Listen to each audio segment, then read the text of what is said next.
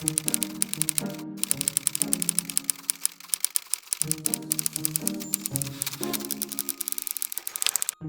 grandfather grew up in the central part of Spain. They lived in Beja, Spain, which is in the Salamanca region. My grandfather and 3 or 4 of his brothers came without their families to find employment.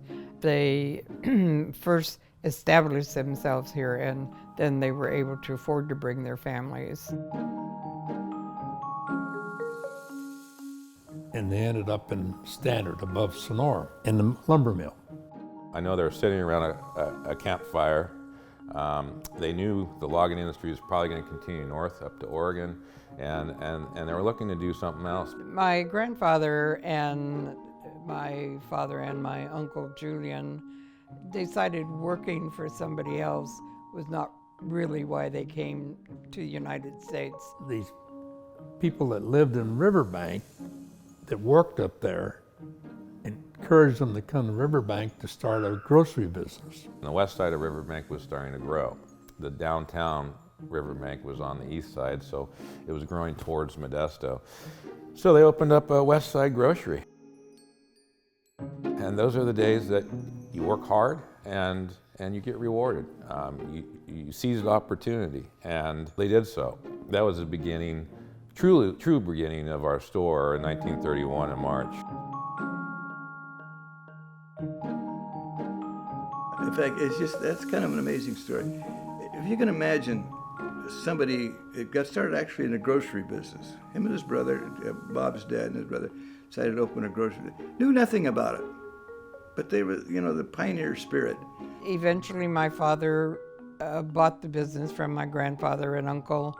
They started out with refrigerators, washing machines, stoves. And that grew, it just kept getting bigger and bigger, and finally, you had TVs, and then little by little they got into a little bit of furniture, not much, dinette sets and things like that. My dad was, he was everything to me. He was, just looked up to him, and he did so many things. He was a butcher, he learned to be a plumber, learned to be a carpenter, an electrician, all on his own. And when we first got into appliances, he learned to repair appliances, and he was our main repairman. A handshake was all you needed with my dad. It's kind of the backbone of the company. This is a family business, and it started with Mike. Mike loved his people, loved his family, and one of the things he made very clear to me when I went to work here was, he says, you take care of my son, and he says, everything will be fine.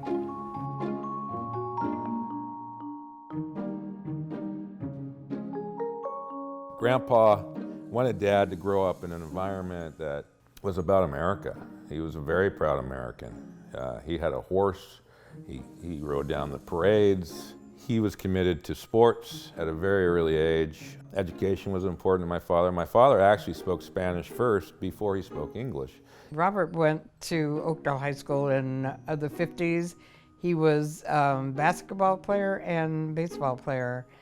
Well, when you're a boy, you don't really plan ahead. You just kind of go with it. I wanted to go to Southern California. I wanted to be with my friends. And I knew it was a good college because I had older cousins that had gone there. I had a good business school. And that was it. I didn't really say, I want to do this or that. I just decided I wanted to go there. And it was a great choice. It's where I met my wife. So it worked out great for me. After we were married in 1959, the year that we graduated, I became, of course, connected to the family and the family business. Well, there again, I didn't have any big plans. I knew my dad had already told me that if I wanted, I could come back and be in the business, so that's what we did. And then in 1961, we heard rumors that the Hershey Chocolate Company was coming to Oakdale. So we thought, well, we better get to Oakdale because Oakdale's going to really boom.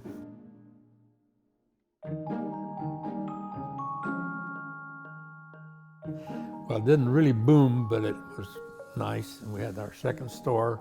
We were really in a small store, but then we moved just down the street from this store where we're at right now. And I kept saying it was a perfect location. If I could ever get my hands on that building, it would be fantastic. Well, it turns out the people that were in there, it was Cal Gas, they came to me and wanted to exchange buildings. It was perfect for me. I ended up buying them out, bought their inventory, and within just a few weeks I was in the furniture business in a new store. And that was quite a year for me. 1971, Ron was born. I bought my dad out, and then we moved into this new store, the bigger store. So it all happened in 1 year.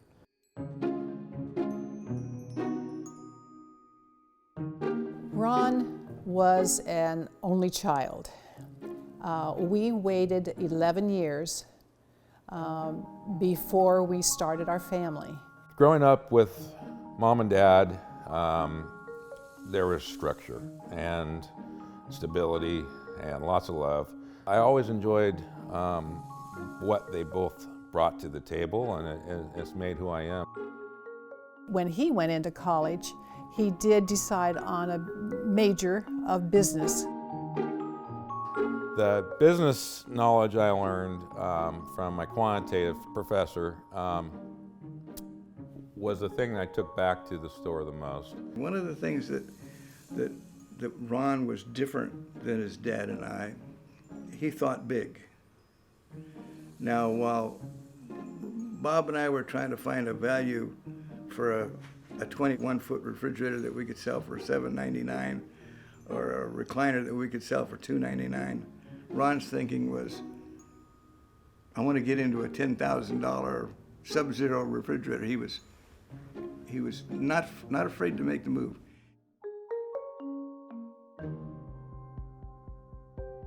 As a whole, when you look back and wonder who you are, it's absolutely because of my parents and their backgrounds and the love they just poured into me. The father-son dynamic is definitely there.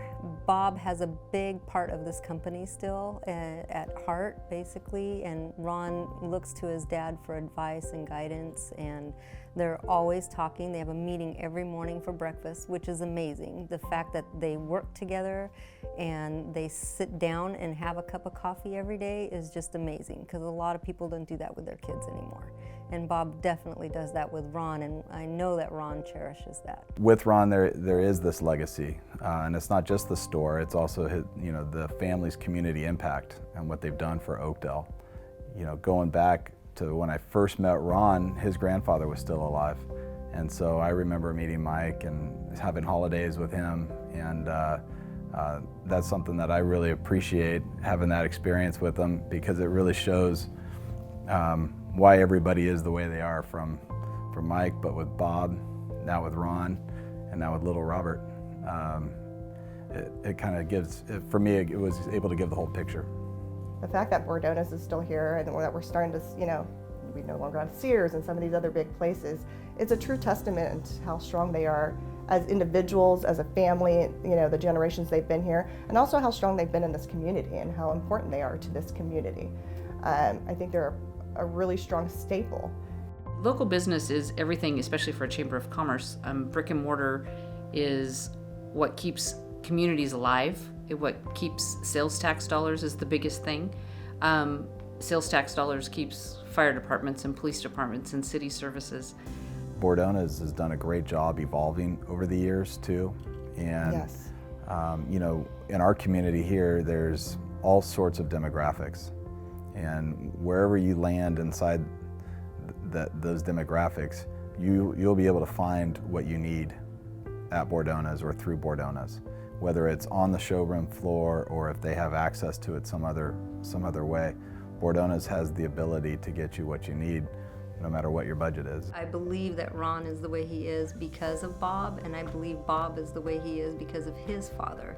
My father's business was very important to him, and to see it pass on to his son Robert and to Robert's son Ron has been something I never thought would continue this long. And I think that's what makes it really special.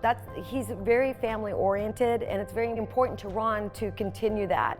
It's not about making, huge sales and tons of money, but just keeping the doors open, treating people with respect, and giving the best product and service that they can offer. When I became in charge, I just did what they did. And it starts with taking care of people. Each generation wants the next generation to do their own thing. I want my son to go see the world, and if he wants to come back, he'll have a spot here. We'll have made 100 years hopefully by then, because that's about the right time frame. And then we can make some decisions and be really proud. That's the ultimate goal. That's the future. I know that my grandfather and father deserve hitting 100, so we're going to do that. And I want it to be something special.